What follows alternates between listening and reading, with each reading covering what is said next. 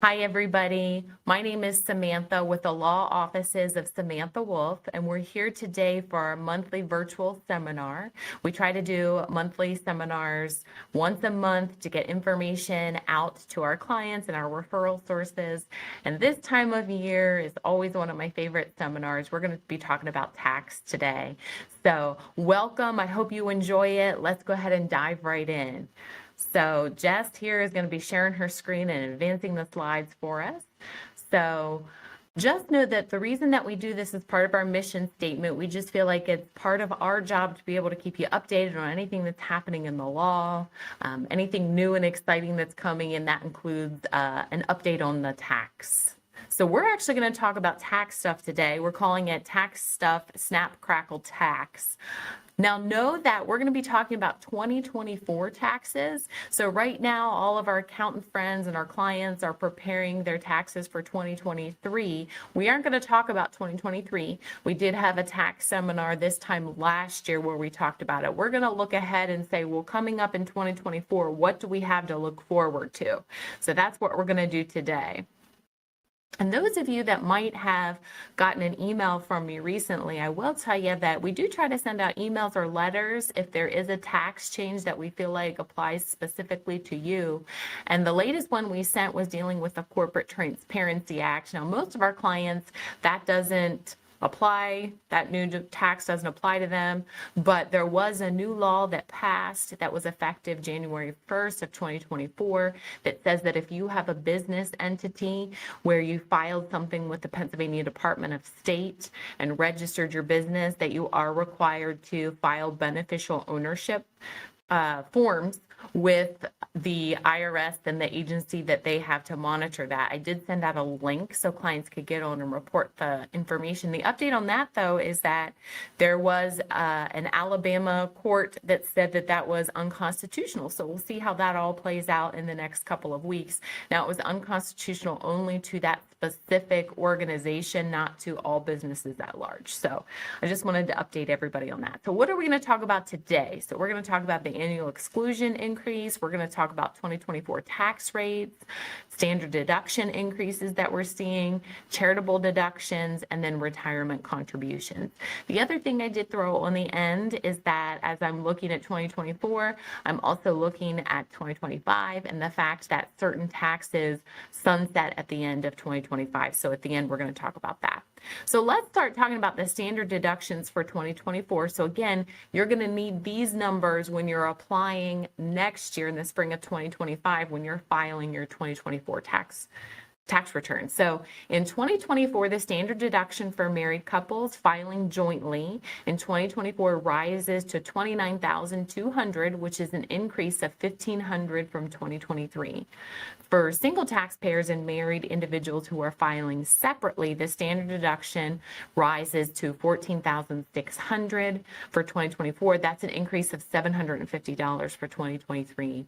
And for heads of household, the standard deduction will be $21,900 for 2024, and that's an increase of $1,100 for the tax year 2023.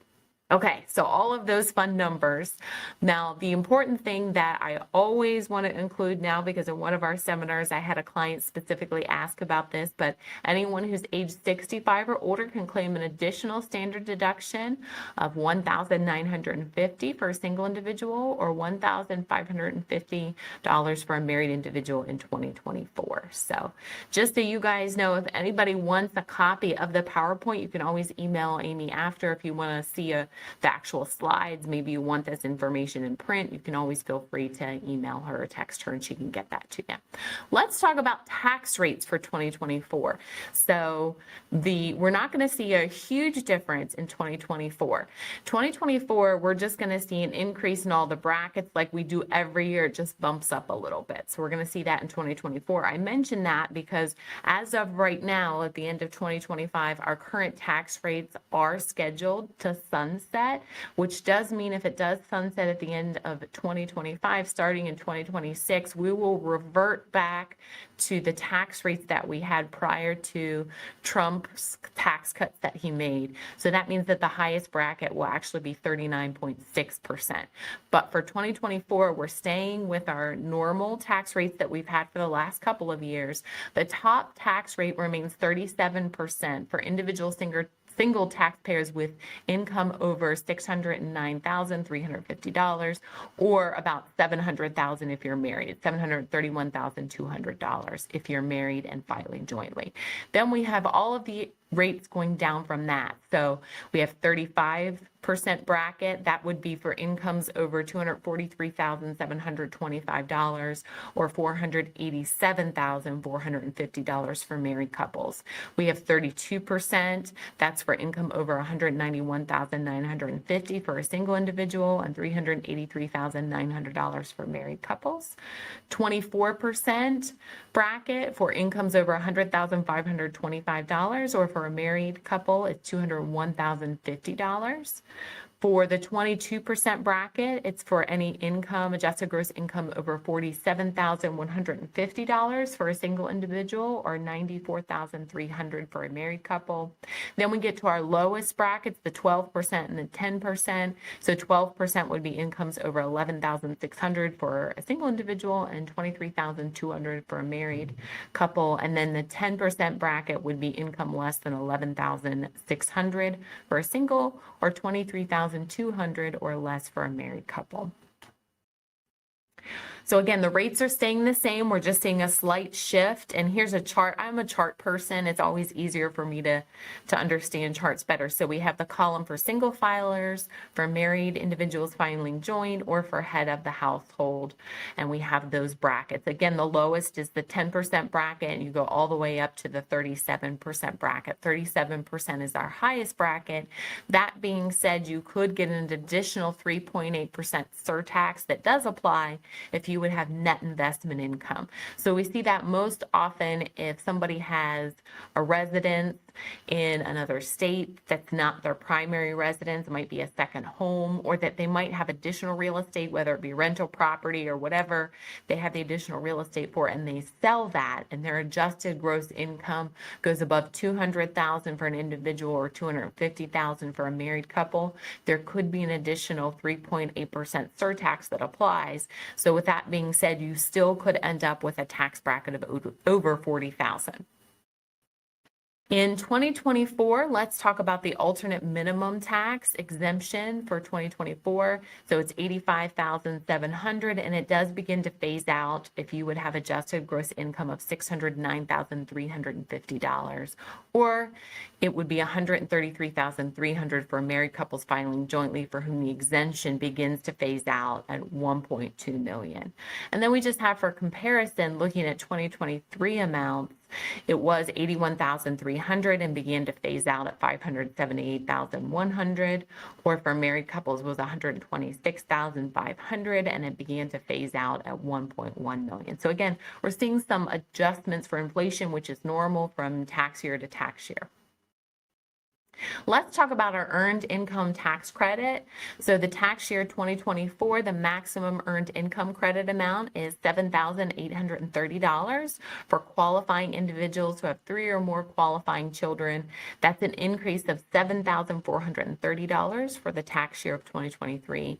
The revenue procedure contains a table providing the maximum earned income tax credit amount for other categories, other thresholds, and phase outs. And we typically get all of our information from the Tax Foundation. So if you Google them, they usually have all the updated information if you need more than what we have on the PowerPoints. Okay, let's talk about medical savings account. So for 2024 participants who have self-only coverage and medical savings account, the plan must have an annual deductible that is not less than $2,800, which is an increase of $150 from 2023, but not more than $4,150. That's a $200 increase from 2023. For only coverage, the maximum out-of-pocket expense amount is $5,550, an increase of $250 from 2023. And then for tax year 2024 for family coverage, the annual deductible is not less than $5,550, which is an increase of $200 from 2023. However, the deductible cannot be more than $8,350, which is an increase of $450 versus the limit for the tax year 2023. So for family coverage, the out-of-pocket expense limit is $10,200 for 2024. That is an increase of $550 from 2023. I know I'm just throwing out a lot of figures at you guys, but a lot of the numbers just are adjusted slightly from tax year to tax year. We're going to get into a lot more of the fun stuff here in our later slides. So let's shift a little bit more from income tax and let's go to federal estate and gift tax. So federal estate and gift tax is not income tax. This is a tax that is on your right to transfer assets. If it's a gift tax, it's on your right to transfer assets while you're living. If we're talking about federal estate tax, it's on your right to transfer assets at your death. And we've always had an exemption amount, and in 2024, the basic exemption amount is $13.6 million. That's an increase of 12.9 million in 2023. Now, I'm not sure why we can't have just flat numbers, like why we don't say 13 million in 2023 and 14 million in 2024, even 13.5 million. But for some reason, we have to be very exact when we're doing these adjustments. So for federal estate tax and gift tax, as long as you don't transfer more than 13.6 million in 2024, there is no federal estate or gift tax. And for a married couple, you can actually put them together. So you can get, for husband and wife, you can get over $26 million transferred, almost 27 when you're looking at the numbers. So when you're looking at that, just know that as long as your estate isn't over that, you don't have to worry about federal tax. Now here in Pennsylvania, we know that there still is a Pennsylvania inheritance tax, and unfortunately there's no exemption amount for that. So whatever the fair market value is of your assets on your date of death, your beneficiaries will pay a tax based on their relationship to you. So direct lineal descendants, it's 4.5%. For siblings, it's 12%. For everybody else, it's 15%, and that includes nieces or nephews. But the federal estate tax is the one that you see all the news coverage about, because if you do have this tax apply, it's a 40% tax rate.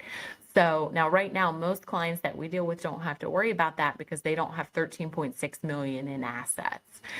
The annual exclusion amount, though, is the amount that you can transfer every year for federal gift tax purposes, and it doesn't even count towards that 13.6 million.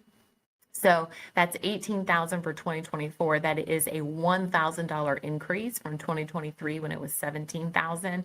The last couple of years, we have seen it adjust every year. And what they do is they keep track of it. So normally you might have like 5 years of $18,000. And then once the inflation is so much that they can adjust it by a $1,000 increment, they will. So you're going to see even the annual exclusion amount has been adjusted for inflation because we're jumping to the 1,000 amount in the last couple of years. We've done it every year. So it'll be interesting to see what happens in 2025 if we see it bump up to 19,000. That's unusual. Normally it'll be that amount. Like, for example, it was 15,000 for a couple of years before it jumped to 16,000. So the fact that we bumped another $1,000 is just showing you kind of how inflation is affecting that. If you gift the 18,000 and you're married and your spouse wants to give 18,000, they can do that. You don't even have to file a gift tax return. Everybody gets a free 18,000 that you can transfer every year. All right, let's talk about the sunset in 2025. This kind of stuff is what I always get excited talking about, just because it's interesting to me to kind of see the tax policy and how it unfolds over the next year, and maybe even how the political climate is going to affect that depending on how the elections shake out this year. So right now, the individual tax rates are set to revert back to their 2017 amounts. So income brackets will also return to their previous ranges, although they will be indexed for inflation.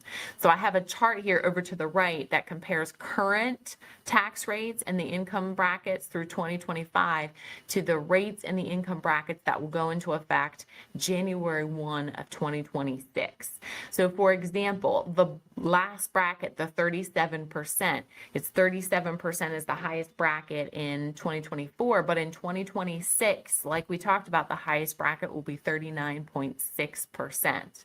You will reach that if you look across the line. It will be adjusted for inflation. So in 2026, for a single individual, you would have to have 520,000 or over that in order to get the 39.6. And if you're a married couple, it's $585,050 and over. So you're going to see the brackets change and also the rates change. Now, again, we'll see how inflation adjusts that, but it's not just the brackets that are going to increase. It's that the thresholds or the bracket, or I'm sorry, it's not just the rates increase, the brackets get narrower as you see before you go to the next bracket. So you could potentially jump up a couple of brackets depending on what your adjusted gross income is.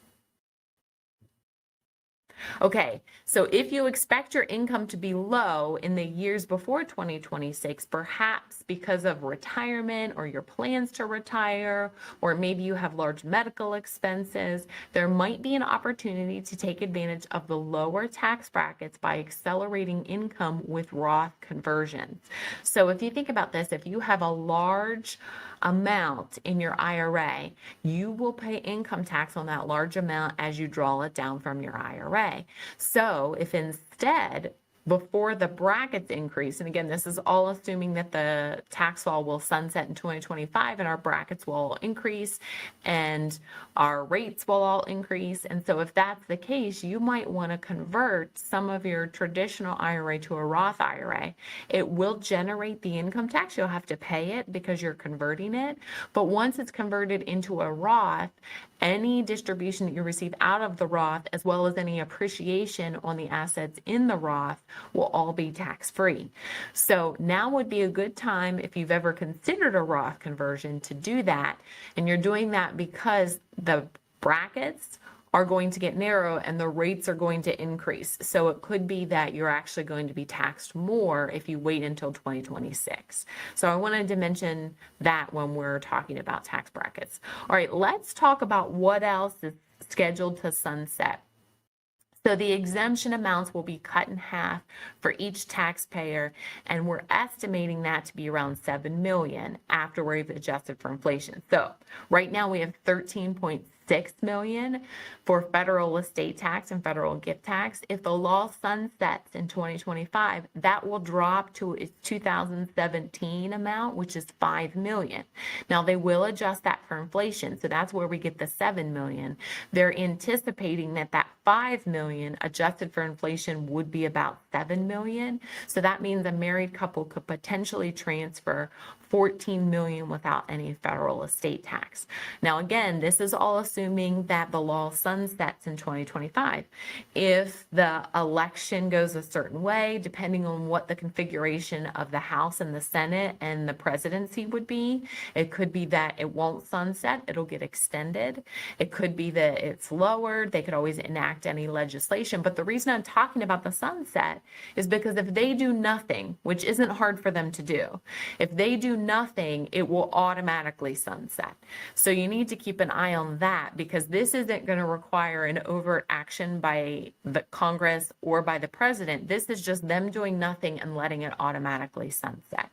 And if it does that, then it will revert to the $7 million. Now, I will tell you that back before it jumped to $5 million, there was a concern that it was going to revert. And at the last minute, I remember it was like December 17th, it was when Obama was president, and what he did is it actually got extended and increased. So historically, we have never seen a federal estate tax exemption be reduced, but we've also never been in a situation like we are politically right now with all of the issues as far as funding, needing more government support. So it'll be interesting to see what happens. Maybe I'm one of those people that always believes that it's going to sunset, because I thought back in, I think it was 2010, it was going to do the same thing, and it did not. I've thought it before, and it hasn't. So right now, I think it's likely to sunset. But who knows? We'll see what happens. And I'm always reading to try to see what those political commentators are saying. They're all saying it's going to sunset. We'll see what happens. The IRS has issued regulations, and I have the site right there, to prevent a clawback on your lifetime gifts. So this is going to sound ridiculous, but back when I was practicing the last time it was scheduled to revert, a lot of practitioners were concerned that if you use the larger exemption and then it sunset and it went to a lower value, could the IRS claw back that amount? And there was a lot of concern about that. And so that's why the IRS issued those regulations saying they will not claw back. So what that means is that the regulations allow you to make a gift over the lower 2026 exemption amount up to the current exemption amount without worry that your estate will claw back the excess exemption used. Your estate would be granted an exemption amount up to the amount of the excess exemption used. So for example, let's say you're very generous and you decide to gift $8 million in 2024. That's not a problem because you can give $13.6 million without any issues. But let's say you give $8 million this year and you pass away in 2026 when the exemption has reverted back to the $5 million adjusted for inflation. We're anticipating $7 million. So your estate will still get the benefit of the $8 million exemption because you gifted it during the time when the exemption was larger than the amount that you transferred. Okay. The flip side of that would be the next one, which is talking about an important caveat, is if you gift less than the estate exemption amount, in effect, at your death, you will receive no benefit. So for example, if you gift $7 million before 2026, your estate won't receive an additional exemption amount over the current exemption of $7 million because you didn't gift over or use up the larger exemption in 2024. So in that case, you will only be allowed to transfer $7 million. And if you have an estate over that, like let's say you give $7 million, but you still have $1 million in your name, then that will be subject to federal estate tax because the exemption amount in 2026 is only $7 million. So that's why sometimes attorneys, accountants are trying to encourage our high net worth clients to go ahead and transfer assets in 2024, 2025, because the exemption is $13.6 million. So go ahead and transfer it when the exemption is larger, and then you've taken advantage of that. A lot of times clients are uncomfortable though because they don't want to gift it and lose control over the asset if it's going to end up that the federal exemption is not going to sunset, which is what happened when I'm talking about that December 17th. I remember I was working really long hours to try to get all of these gifting clients done. They had oil and gas interest, they had high net worth, and so I was doing all of these transfers to try to get them done before the end of the year so they could use the larger exemption amount. And then at the last minute, the exemption was actually continued and increased. So then all those clients wanted to try to undo everything that they had been doing to try to use the larger exemption. So this is something that attorneys, accountants, and clients, financial advisors should be paying attention to, because if it does sunset, you're going to have a handful of clients that should have gifted using the larger exemption amount. Now, again, we can't predict what's going to happen. We can only tell you historically what we've seen and that it is scheduled to sunset at the end of 2025. Now, portability elections made during the increased exemption period won't be affected by the sunset provisions. So, for example, if you're a married couple and one of you passes away in 2024 or 2025 when the higher exemption amount is in place, and your spouse files a 706 federal estate tax return to reserve your exemption amount.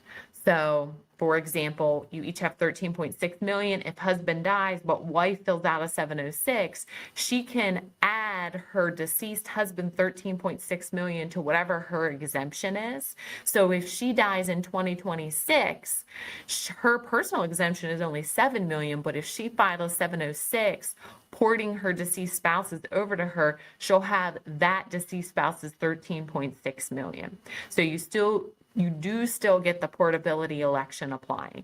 So that's why we have some clients that are doing portability just in case. Other changes that we're seeing in 2025. So again, not affecting this tax year, but just looking towards 2025 and the sunsets that are supposed to happen. And I always like to keep on top of that so people know if they need to be doing any planning. So the standard deduction beginning in 2026, if things sunset in 2025, the standard deduction will lower by almost half, although it will be adjusted for inflation. So we'll go back to the pre-Trump, the 2017 standard deduction amount. So that will greatly increase the amount of taxpayers that will itemize deductions. Right now, the standard deduction is so high that most of the time people aren't itemizing their deductions because you only itemize if it would be above what the standard deduction is. If it sunsets, if the income tax sunsets in 2025, as it is scheduled to do, you may be a person or a couple that will go back to itemizing deductions. If you did it in 2017 and in years prior, you might be doing itemized deductions in 2026 and on. Another important thing is the $10,000 limitation on state and local taxes. That will be removed. The limitation can be significant to taxpayers in high income tax states such as California and New York. So again, it's reverting back to 2017 tax rules. So because of that, that limitation right now, you can only deduct $10,000. That's the limit. It'll revert back in to our 2017 amount, which means that people that might have higher property taxes will be able to deduct more than the $10,000 limit. And again, if you're itemizing, which more people will do, you'll be able to take advantage of those deductions. Another change will be mortgage interest will be deductible on debt up to $1 million, and that's up from $750,000, and expands to include up to $100,000 in home equity debt. So again, reverting back to 2017 tax rules. Miscellaneous itemized deductions, most notably the unreimbursed employee expenses, will be allowed again. Personal casualty and theft loss deductions will be reinstated. And then the P's limitation, I did have to look this up. When we're talking about P's, it's named after the congressman who introduced this limitation. His name was Donald Pease. So this limitation will be reinstated at certain income levels. What this is designed to do is to put a cap on total deductible itemized deductions for high income taxpayers. So that just means that if you have adjusted gross income above a certain amount, it's going to put a cap on those itemized deductions that you're allowed to take. Now that's not going to apply to most of our clients, but I always like to mention that. And again, it's reverting back to the 2017 tax rules. This is if it sunsets at the end of 2025.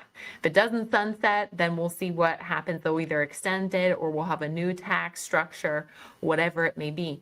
The other thing to know is that's why this political cycle or this next year will be so important to see what happens in Congress, to see what happens with the presidency, because it will affect most likely the taxes that we see depending on what party is predominant. Now, if we have mixed, so if we would have, the House as one party, the Senate as another party, and then the presidency, matches one of them, you might still not see movement because it requires so much approval by the different houses in order for it to get to the presidency.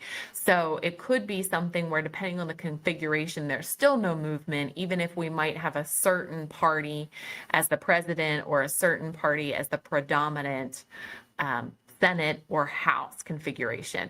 Now, the only time that we would be able to probably predict what would happen is if the House, the Senate, and the presidency is all one political party, most likely, or the majority, most likely you're going to see some tax movement there.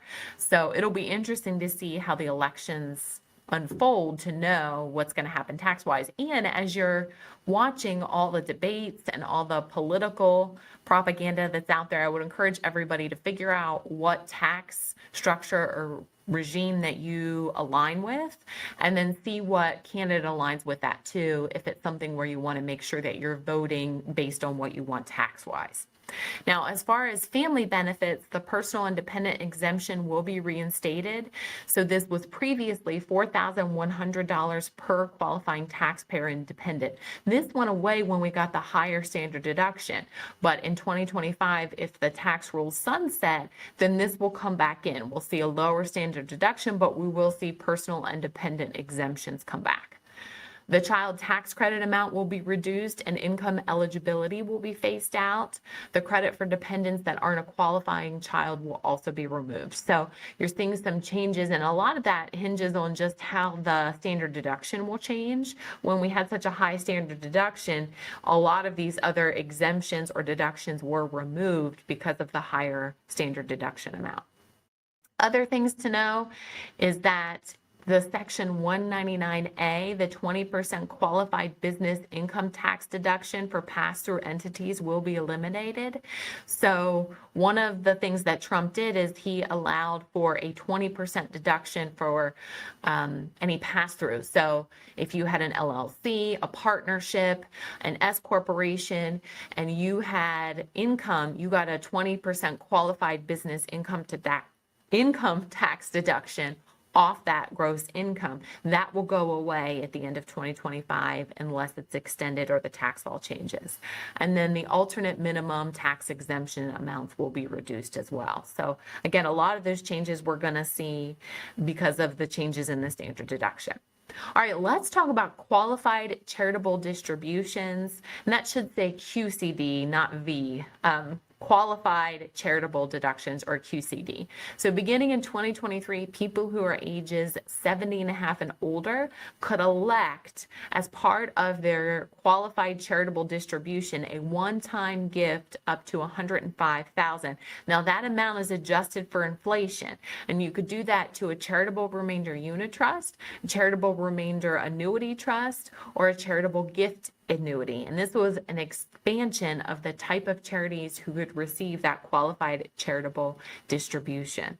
So again, that $105,000, we'll see that continue to be adjusted for inflation. It hadn't previously been, but now it will be beginning in 2023. You still cannot do a qualified charitable deduction to a donor advised fund or to a private foundation. So when you're doing that, you want it to be a public charity. All of the big ones that you think of are going to qualify, like the American Heart Association, the American Cancer Society. You just want to make sure, if you're using this, the qualified charitable distribution, that you're not doing it to a donor advised fund or to a private foundation. And what these type of distributions allow you to do is that you can actually take it from your IRA and direct it directly to a charity, and it never gets included in your adjusted gross income. So it is a benefit that taxpayers have. Secure 2.0, which was passed, oh goodness, I think it's almost 2 years, that indexes the 100,000 for inflation. So that's why we see 105,000. It used to be 100,000, but we're seeing that adjusted for inflation. That began in 2023. In 2024, individuals 70 and a half years or older may use the qualified charitable distribution to donate up to 105,000, and that's an increase of the 5,000 from 2023. Now, the one thing I did want to mention about this is know that your required minimum distribution age, if you hadn't started taking your required minimum distributions, that is now age 73. So there's a slight difference in ages. You can start doing the qualified charitable distribution at age 70 and a half, which was previously when you had to start taking required minimum distributions. But now under Secure 2.0, you don't have to start taking required minimum distributions until age 73. Now, if you've already started taking your RMDs, you still have to take them. It's only if you hadn't had to start taking your RMDs that you can delay it till 73. All right, let's talk about some charitable deductions in 2024.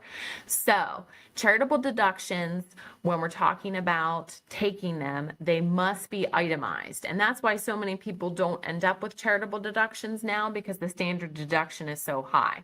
During COVID tax years, they did allow you to make a distribution to charity, and I believe it was up to like $600 a year, and you didn't have to itemize to get that. You would be able to take the standard deduction plus that charitable deduction, but that did not continue post-COVID. So in 2024, if you want to be able to take a charitable deduction, it must be itemized. Now know that that's different than that qualified charitable donation we talked about on the last slide. That qualified charitable donation is directly from your IRA to the charity. It never gets included in your adjusted gross income. So that is not considered a charitable deduction that has to be itemized because it was never included in your adjusted gross income.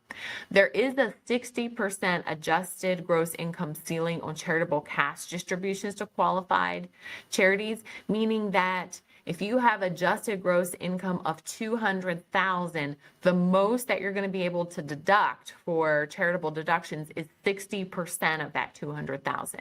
If you end up making a charitable donation above that, you won't be able to take any more than 60% of the $200,000 adjusted gross income.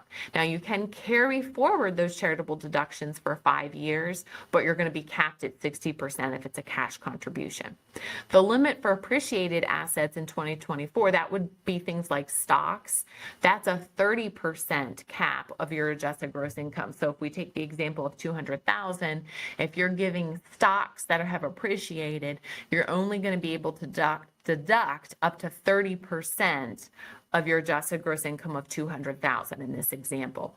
You wouldn't be able to take any more. You can carry it forward for 5 years, but you would be capped at 30% of your adjusted gross income.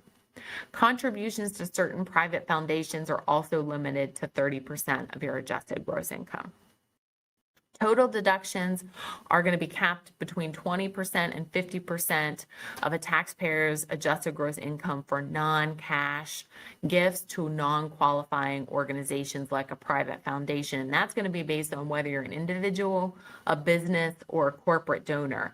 So if you fall within that category where you want to make non-cash gifts to a private foundation, just make sure you're reaching out to either our office or your accountant's office to find out what is the cap that you can take as far as deductions. What percentage are you allowed to take? But otherwise, if you're doing it as a cash contribution and it's made to a public charity that qualifies, then it's 60%. Okay, let's talk about higher catch-up contributions when we're talking about retirement stuff. So starting January 1st of 2025, individuals ages 60 through 63, they'll be able to make catch-up contributions up to $10,000. My sister's laughing because she's saying that I say catch-up weird. I say like the ketchup you put on your hot dog. Anyway, you can make those catch-up contributions up to $10,000. Now she's laughing. Up to $10,000 annually to a workplace plan, and that amount will be indexed for inflation. The catch-up amount for ages 50 and older in 2024 is $7,500.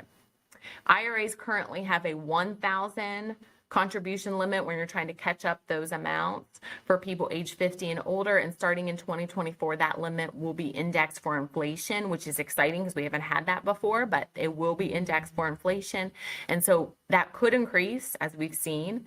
It most likely will increase every year based on the federally determined cost of living increases. So just keep this in mind for 2024, we have some changes, again, index for inflation, and then starting in 2025, we have some larger contributions that we can catch up on.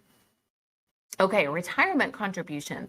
The most an employee can contribute to a 401k plan in 2024 will be $23,000. That's a $500 increase from 2023. It applies to 403Bs, most 457s, and then the thrift savings plans for federal employees. The IRA limit was raised to $7,000 in 2024. It was previously $6,500 in 2023.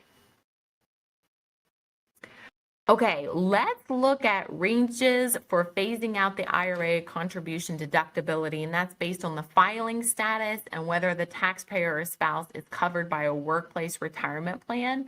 So you're going to see the filing status and coverage on the left-hand side, the phase-out range, and the change that we're seeing. So if you're a single taxpayer covered by a workplace retirement plan, your phase-out range is $77,000 and $87,000. If you're a married couple filing jointly covered by a workplace retirement plan, it's $123,000 and $143,000. Single taxpayer not covered by a workplace retirement plan but married to someone who is covered, $230,000 to $240,000. Married filing separately, not covered by a plan, is $0 to $10,000. And you're going to see the change on the far right column there. So we do see some changes as far as the phasing out for the deductibility.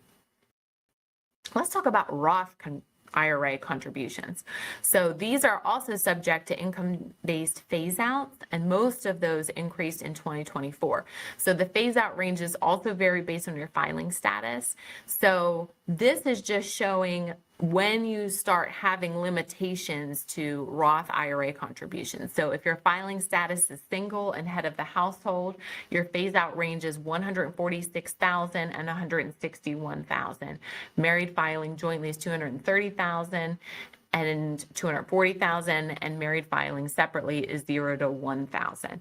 So again, these are the phase-out ranges, meaning that you start to lose some of the deductibility, or some of the ability, I should say, to make these contributions if your adjusted gross income is at the lower range, and then it completely phases out at the high range of that the 146,000 to the 161. If you're at 161,000, then you're going to be phased out completely if you're above that, meaning you won't be able to make Roth IRA contributions. Okay, the income limit for the Savers credit is based on the filing status and is adjusted as follows. So if you're single and filed married filing separately, the income limit is $38,250. That's a change. That's up from $36,500. Married filing jointly, the income limit is $76,500. That is an increase from $73,000 in 2023. And then head of the household is $57,375, and that's up from $54,750. Whew! I feel like that was a lot of fun stuff. I know that I was spitting out a lot of numbers for you guys. Please know if you have questions or comments. I really love talking about the tax stuff, so I'm always happy to talk to you about that. Next month, April 11th, from 12 to 1, we're going to be talking about powers of attorney. So we named it She Works Hard for the Money, the ins and outs of the financial power of attorney. You can register by emailing Amy. You can call or text us at our office, or you can also do it online. And this virtual seminar is going to be a little different. We've done ones where we've talked generally about the powers of attorneys. This one, we're just going to focus on the financial. So we're going to really get into the nitty gritty of all the financial power of attorney provisions. I know you guys will be thrilled about that. All right. I think we're at the question section, Jess. Let's just make sure. Do we have anything else? All right. If you want to go ahead and stop sharing, I just want to thank everybody for jumping on today. Thank you for coming to our tax update seminar for 2024. If you have any questions, you're always welcome to call our office at 717-655-2676. Just a reminder that we always do consultations, so feel free to call, get the answers that you need. Thank you so much for joining us, and we'll look forward to seeing you guys next month.